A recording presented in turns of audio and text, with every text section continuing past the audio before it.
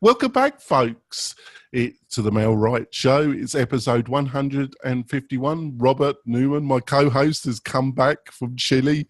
He looks very relaxed and happy, but I think I'll let him do that. What we're going to be discussing in this show, it's going to be a discussion between me and Robert. We've got a load to cover. I'm going to be talking about Instagram and tools, tips, how to get into Instagram. Robert wants to talk about voice and echo and mobile first. So we've got a lot to discuss, and I think you're going to find it fascinating. Like to quickly introduce yourself, Robert, and tell them about your Chile trip. Oh, I would love to. So Santiago, Chile was amazing. My name is Robert Newman. I'm the founder of Inbound Real Estate Marketing. I stepped out of the country and took my first real vacation in over 20 years. And I worked when I was there. I did a lot of writing, but Santiago is a writer's paradise. It's quiet. The weather is like California. There's lots of music, lots of art. It's a beautiful place to do some work. And I did half my yearly content when I was there. So all of my fans will be seeing lots of new stuff from me, which has been the first in like 6 months. Yes, he's actually got a job with the Chilean Tourist Board, so he's working part-time. I think they would prefer if people stopped coming. So, all right, there we go. That was a bit of English flippancy there. So we're going to first of all delve into Instagram and why I've been getting more into Instagram, folks. So I thought I would share my experiences.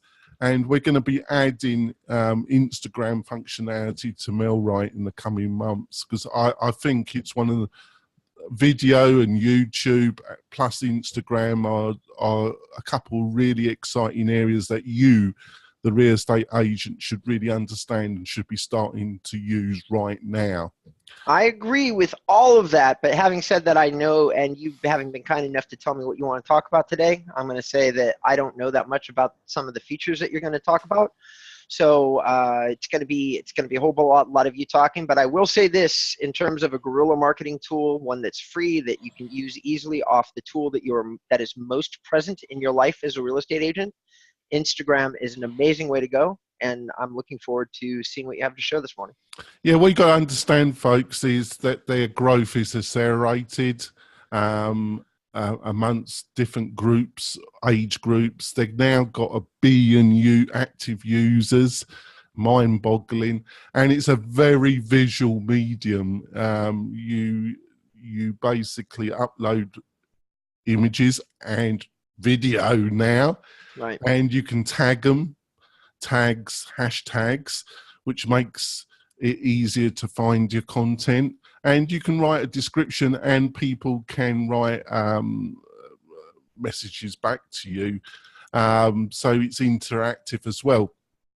But what I really want to start off with this is that Instagram made an announcement in the past couple of days that they've got a new app that's separate from the main Instagram app, which is called IGTV. And what this is about is that they're really aiming for the throat of YouTube in a big way now. Okay. Facebook has been in a head-to-head competition with YouTube, and now Instagram, which is part of Facebook, is joining the fray in a big way. And they've got this new app which will now enable you to upload video up to an hour in length. I think as a real estate professional, you should be getting excited about this already, because your target audience that you know love to hear about new properties, what's going on in the market. This is a perfect platform for uploading houses that have just come up on the market, open houses you're doing, or just general description about the market. It's just a perfect medium and it will be consumed. So they've just issued this app. The main technical difference is that most mobile apps like YouTube, when you watch a video, it will do it horizontally. And as you know, and I know, you don't hold it's pretty uncomfortable to hold a phone horizontally. You normally hold it vertically. Right. Well, Instagram have decided that all the video is going to be vertical. I can see that. I'm looking at the announcement right now. It looks super cool. The only problem, folks, is you know what you produce for Instagram is going to have to be slightly different to what you produce for YouTube at the present moment. You might so you're going to need some basic editing, and you're probably editing software. And I've got some tools here, and it's all going to be in the show notes, folks. So don't worry if you can't, don't just scribble. Just go to the MailRite website, and all the links are going to be there.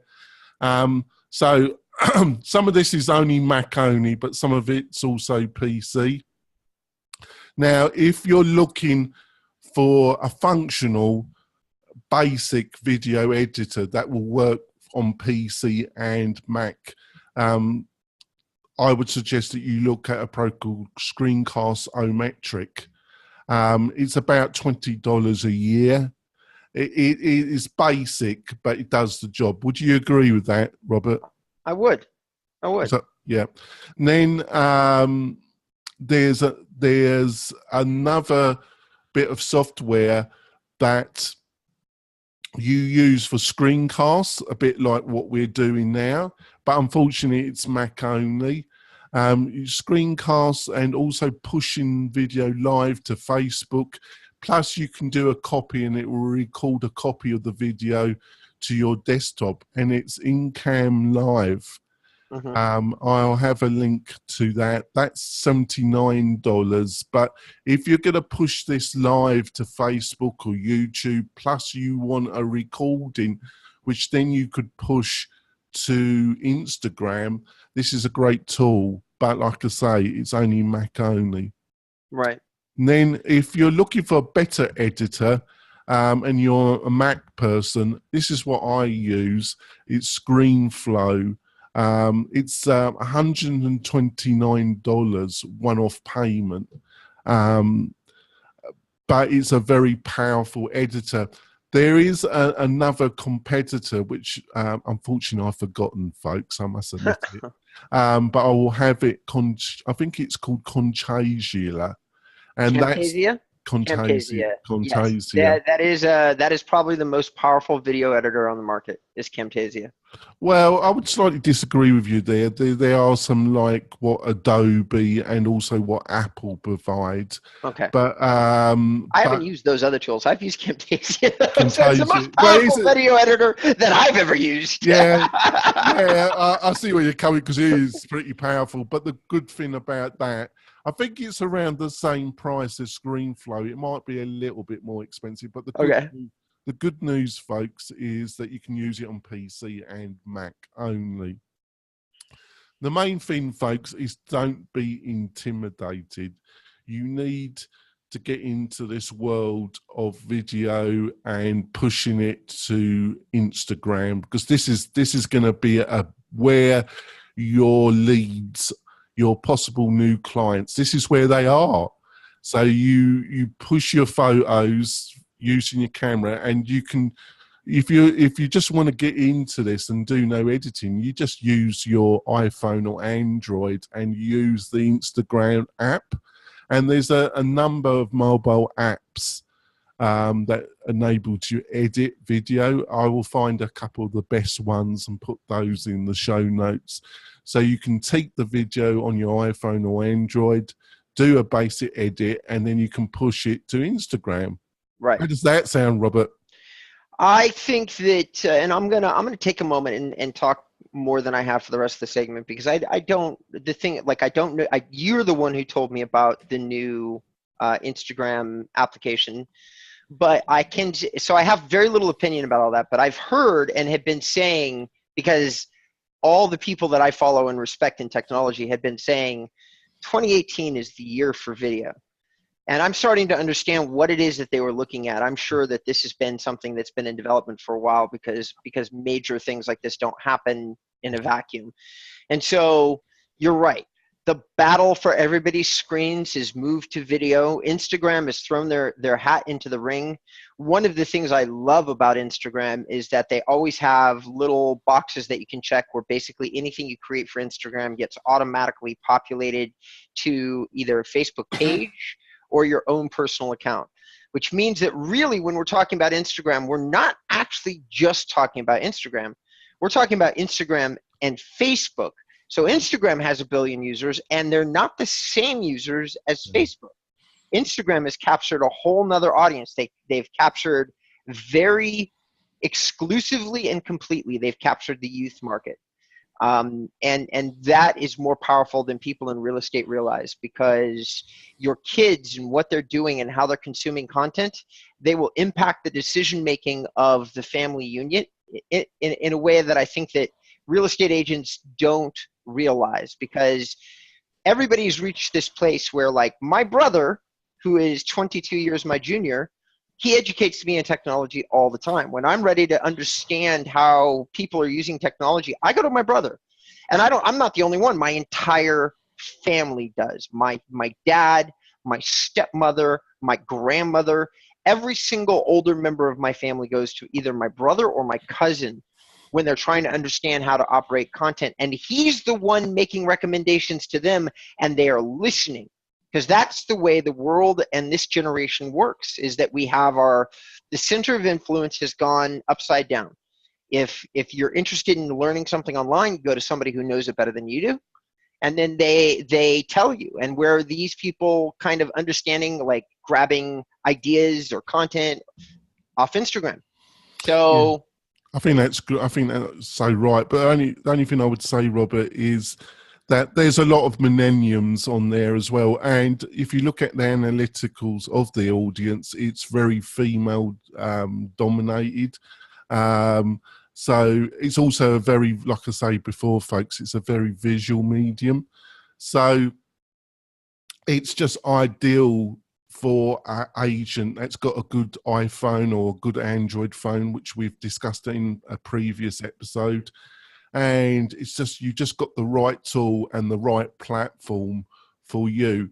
Now, most of you're going to be managing and taking videos using your smartphone. But another area where you might look at your desktop is if you want to actually, if you're on a laptop and you want to push to Instagram, there's a couple of tools that will now enable you to use your laptop or your desktop to publish to Instagram as well. The one I use is Flume, F-L-U-M-E. It's a Mac Only application.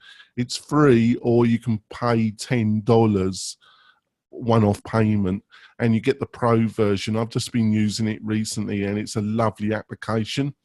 There's also an Instagram app which you can get for the PC that will work on all PCs. These that I'm discussing will work on tablets as well. So that's another reason why you might be interested in them. And this is a free for the PC, and I will have the link. You get it from Microsoft.com from their app library, but I will have the link to that as well. Okay. Another area I want to discuss is auto-publishing. This, what I mean is that you Hootsuite or something else that you did your Facebook or your Twitter, and MailRite does this for you as well, folks. It's part of its suite of tools. And in the near future, we'll be adding Instagram. What I'm talking about is that you have a calendar or some interface, and you can pre-schedule a whole month of Instagram or Twitter or Facebook out. You can like have 2.5 hours on Monday or Friday morning, and that's when you publish a lot of your content to social media, and you can schedule it to go out at different times.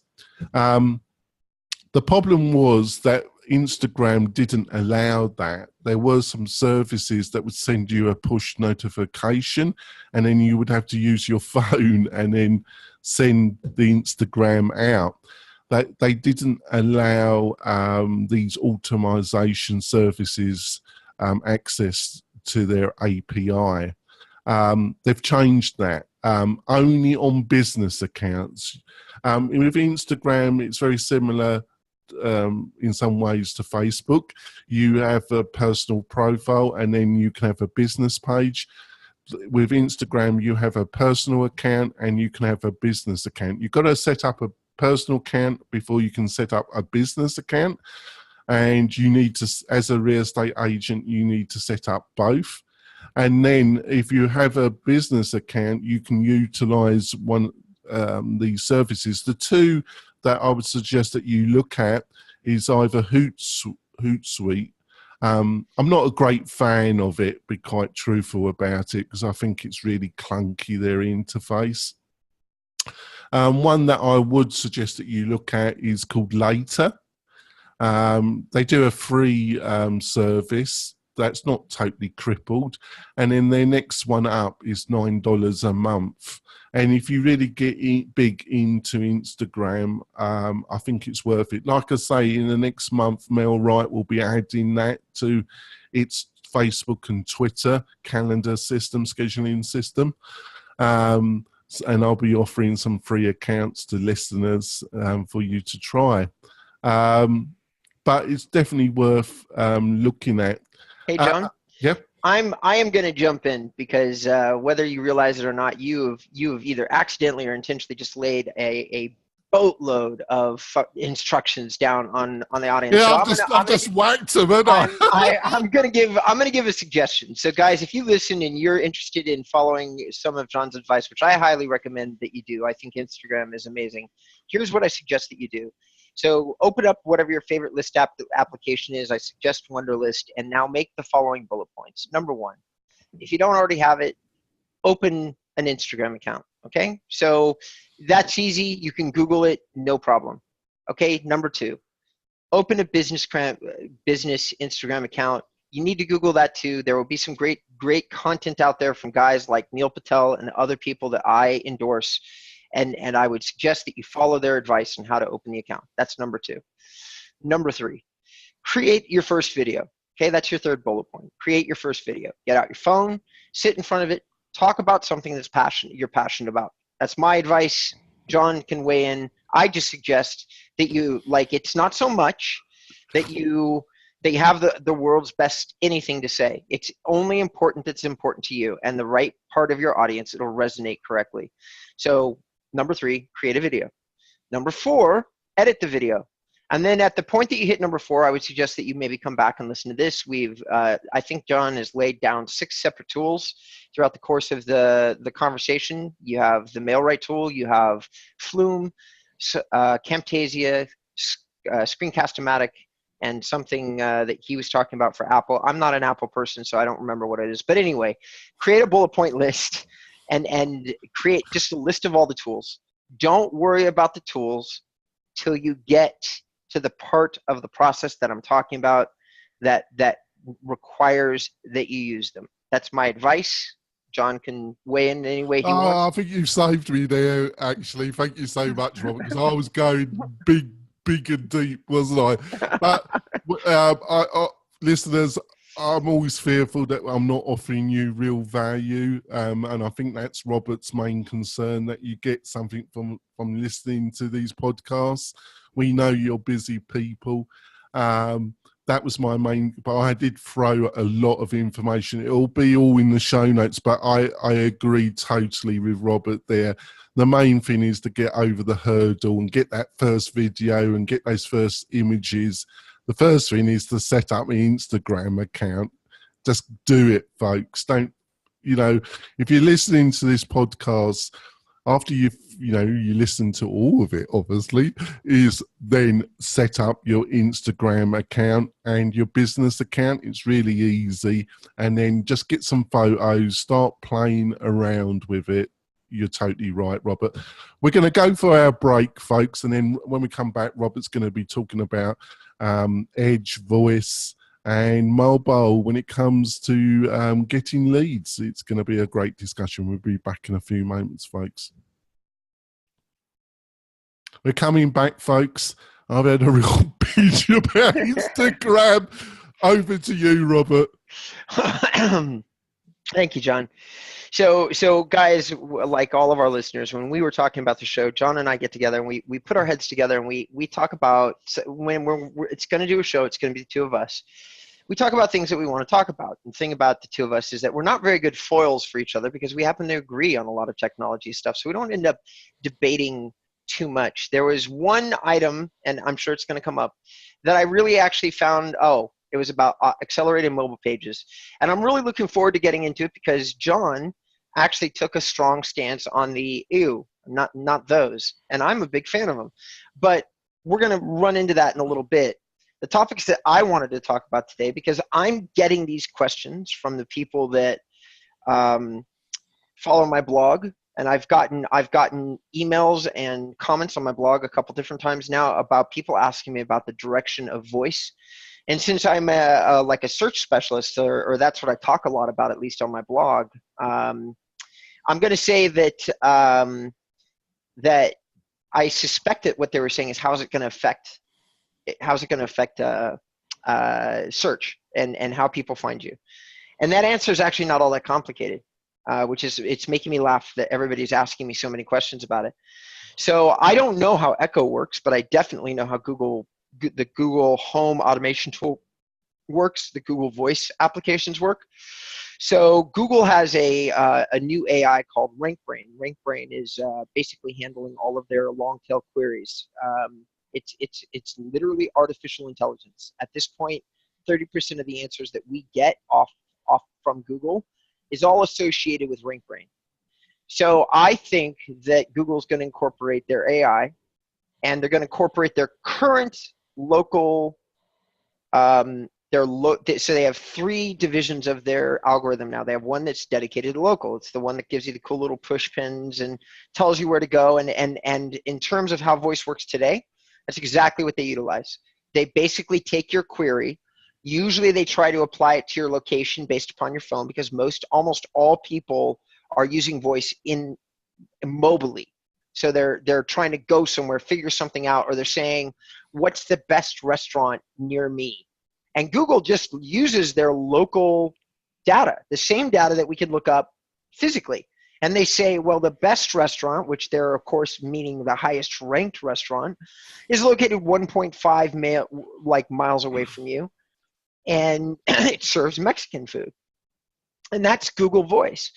And how do I think they're going to use it in the future? I don't know so much about Alexa, but I definitely think that Google is going to incorporate the RankBrain with their local algorithm. I think they're going to start providing a lot more data, like they're going to give numerous suggestions when you do a voice query. And I think that they're going to start calculating based upon your voice user history what it is that you want from voice, the same way that they incorporated the same functionality into search. I don't think that Google is going to reinvent the wheel, because they already have the most important information parsing, information gathering tool the world has ever seen. So I think they're going to keep the same model that they grew Google search off of, and they're probably just going to say, these are 3 places that you can go. Like if you're looking for a great restaurant, they serve such and such and such and such and such and such a phone.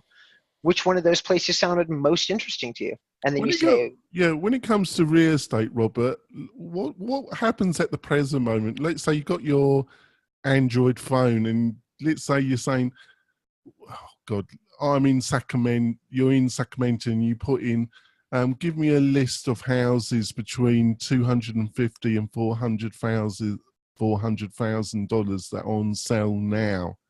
How good would be the data set coming back from a voice search like that?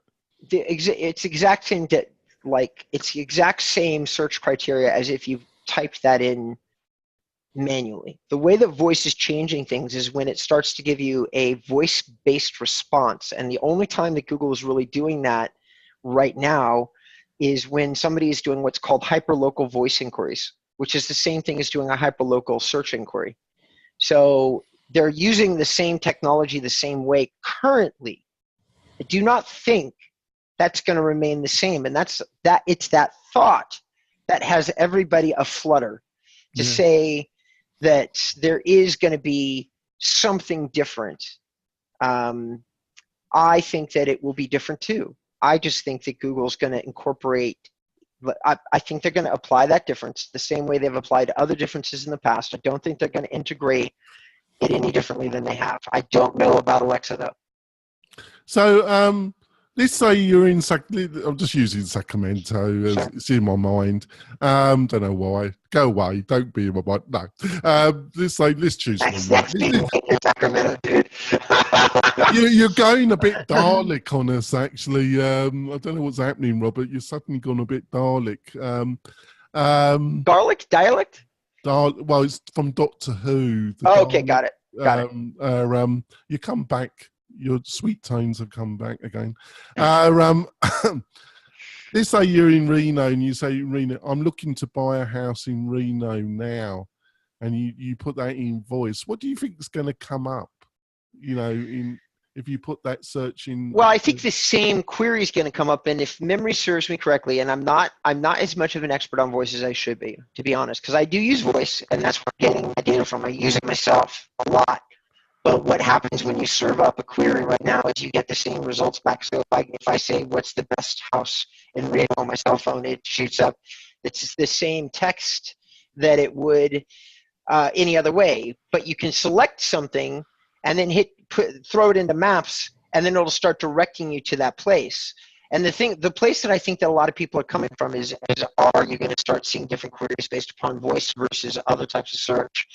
And I think that the answer is, for the moment, no. But in the future, yes, is my opinion. It's just an opinion. I have no idea if that's really what's going to happen or not. I just think that's like people are asking me what my opinion is. You would have stayed in that position, Robert, because as you lean forward, you're going Dalek again. But when you're in that position, your voice comes back.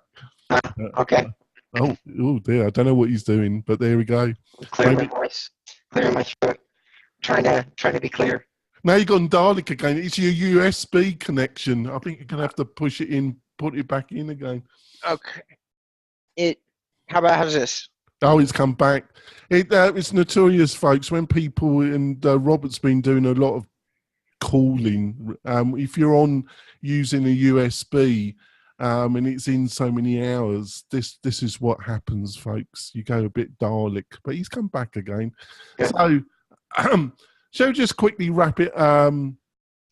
Because we got. Well, that was that. There's one big important thing that I really did want to discuss, the mobile first, or the thing that we talked about. That was actually my most important topic. Do we have time for it today, or should we schedule it another time? I think we better schedule it another time because I wanted to keep it to 30 minutes, Robert. And we're around about 28. Okay. So we're going to continue this discussion in another episode, folks. I love your feedback about Instagram. Or like I say, I went on a big binge on the first half because I wanted to throw a lot of value to you. But don't worry, all the links to everything I discussed will be in the show notes. And it'll be at the top. I'll make sure the links are at the top so that it'll be convenient for you, listeners and viewers. Robert, how can people find out more about you? As always, just go to my website, click on inboundrem.com, and hey, if you want to meet with me about something, I've got a calendar on the homepage. You can always go ahead and click that and schedule a free hour with me. Oh, which is amazing value, folks. I think you should take that up. Obviously, don't waste Robert's time. But if you're in the market for somebody about SEO, I cannot more strongly recommend Robert. So he knows his stuff. If you want to find out more about MailRight and our services, just go to the MailRight website, mail-right.com, folks. We've got a couple of new posts about Facebook that I wrote recently up on the website, and we've got some great videos from some real great experts. And we'll be back next week, folks, where we're going to have another show about real estate, getting better leads for you and how to use technology to achieve that. We'll be back next week, folks. Bye.